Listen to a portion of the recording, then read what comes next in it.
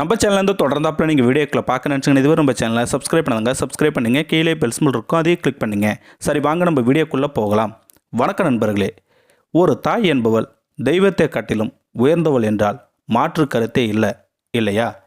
ஒரு பெண் என்பவள் இப்படி தான் இருக்கணும், இந்த வேலையைத்தான் செய்யணும், முடிந்தவரை இந்த ஊருக்கும் உலகத்துக்கும் மறைந்தே வாழணும் அப்படிங்கிற ஒரு வரமுறையே இருக்கிற இந்த காலகட்டத்திலையும் மஞ்சுதேவி என்ற பெண் செய்த சம்பவம் ஒரு சரித்திரத்தையே மாற்றி அமைச்சிருக்கு அப்படின்னு கூட சொல்லலாம், இல்லையா? அதுக்கு முன்னாடி இந்த வீடியோவுக்கு லைக் பண்ணுறதை மட்டும் மறந்துடாதீங்க.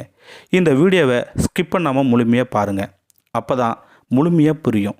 இந்த வீடியோ ஹார்ட் டச்சாகவும் இன்ட்ரெஸ்டாகவும் இருக்கும். சரி, வாங்க நம்ம வீடியோக்குள்ளே போகலாம். ராஜஸ்தான் மாநிலம் ஜெய்ப்பூரை சேர்ந்தவங்க தான் இந்த மஞ்சுதேவி. சாதாரண ஏழை குடும்பத்தில் பிறந்ததால் இவங்களுக்கு கஷ்டத்தை பற்றி அனைத்தையுமே உணர்ந்து தான் இருந்தாங்க. ஆனால் மஞ்சுதேவியை சின்ன வயசுலேயே திருமணம் செஞ்சு வச்சுட்டாங்க இவங்க அம்மா மோகினி. ஆனால் மஞ்சுதேவி கணவர் சாதாரண மூட்டை தூக்கும் கூலி தொழிலாளி. ஜெய்ப்பூர் ரயில் நிலையத்தில் வேலை செஞ்சு தன்னோட குடும்பத்தை நடத்தி வந்தாங்க. மஞ்சுதேவிக்கு 3 குழந்தைகள் பிறந்தாங்க. கூலி தொழிலாளி இருந்தும் தன்னுடைய குடும்பத்தை எந்த கஷ்டத்தையும் கொடுக்காம வாழ்ந்து வந்தாங்க. திடீரென இவங்க வாழ்க்கையில் ஒரு இடி விழுந்த மாதிரி ஒரு சம்பவமும் நடந்தது. அது என்னன்னா, மஞ்சுதேவி கணவருக்கு திடீர்னு உடல்நிலை சரியில்லாமல் போயிடுச்சு. அதனாலேயே ரொம்ப நொடிஞ்சு போனாங்க மஞ்சுதேவி. இருந்தாலும் சரி பண்ணிடலாம் அப்படின்னு முயற்சியும் பண்ணி பார்த்தாங்க. ஆனால் நாம் ஒன்று நினச்சா கடவுள் ஒன்று நடக்கும்னு சொல்லுவாங்க, இல்லையா? மஞ்சுதேவி கணவர் இறந்தும் போயிட்டாரு. தன்னுடைய கணவர் இழப்பை தாங்க முடியாத மஞ்சுதேவி கவலையிலே இருந்தாங்க.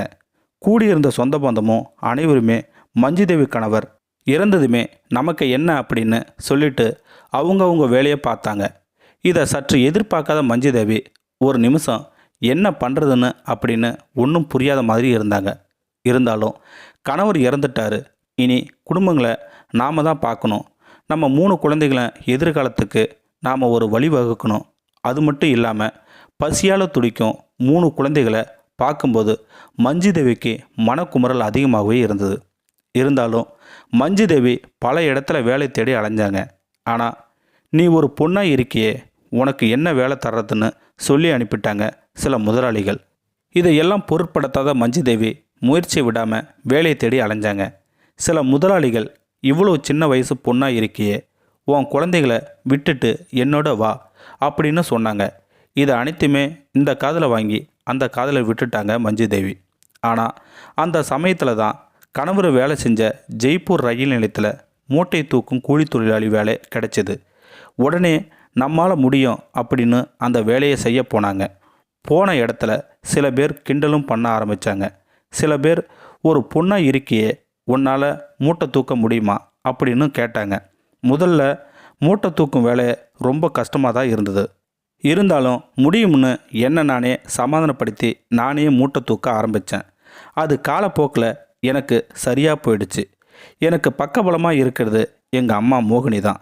இருந்தாலும் சில பேர் எங்கிட்ட கேட்டாங்க, இந்த வேலையை செய்கிறியே, உனக்கு ஒரு விதமாக ஏதோ மாதிரி தோணலையா அப்படின்னு கேட்டாங்க. இந்த வேலையை செய்யும் போதெல்லாம் எனக்கு நினைவுக்கு வர்றது ஒன்று மட்டும்தான், என் 3 குழந்தைங்களும் அவங்க பசியாக இருக்கிற வயிறுந்தான். அது மட்டும் இல்லை, இந்த ஜெய்ப்பூர் ரயில் நிலையத்தில் பெண் கூலி தொழிலாளி நான் மட்டும்தான். இதை நினைக்கும்போது கண் கலங்குது அப்படின்னு சொன்னாங்க மஞ்சுதேவி. தன்னுடைய 3 குழந்தைக்காக ஒரு தாய்ப்படும் பாட்டை நினைக்கும்போது நமக்கே கண் கலங்குது, இல்லையா? இந்த வீடியோ பற்றி கருத்தை கீழே இருக்கிற கமெண்ட் செக்ஷனில் சொல்லுங்கள். அப்படியே நம்ம சேனலை சப்ஸ்கிரைப் பண்ணாங்க, சப்ஸ்கிரைப் பண்ணுங்கள். கீழே பெல் சிம்பல் இருக்கும், அதையும் கிளிக் பண்ணுங்கள். தேங்க்யூ ஃபார் வாட்சிங்.